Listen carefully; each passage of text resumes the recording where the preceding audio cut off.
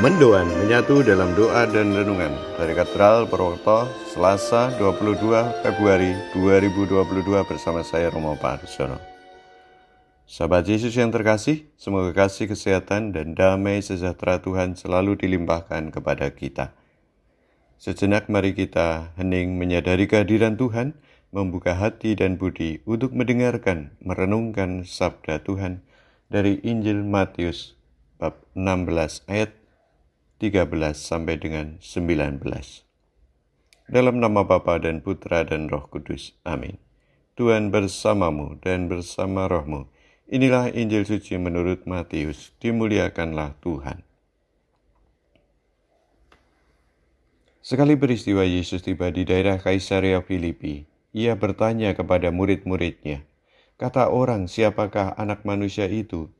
Jawab mereka, "Ada yang mengatakan Yohanes Pembaptis, ada juga yang mengatakan Elia, ada pula yang mengatakan Yeremia atau salah seorang dari para nabi."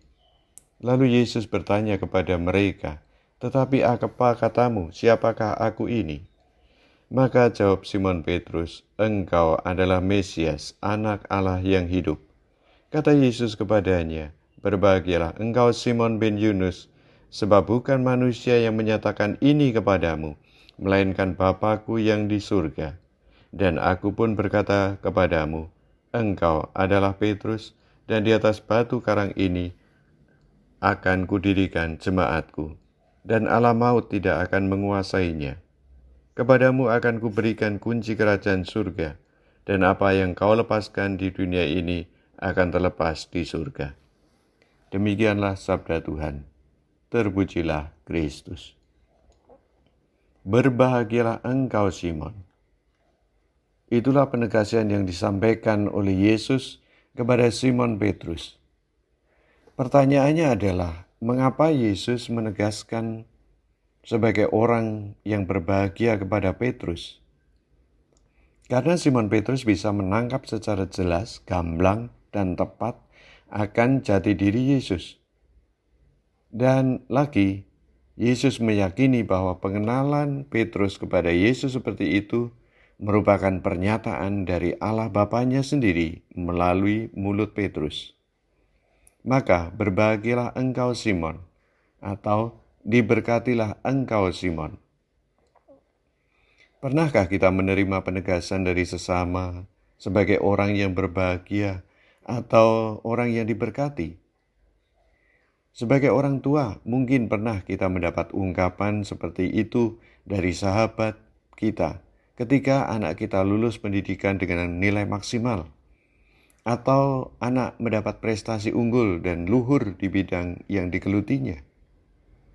Lebih dari itu, pengalaman doa pribadi kita, pernahkah melalui batin kita mendapat peneguhan dari Tuhan sendiri?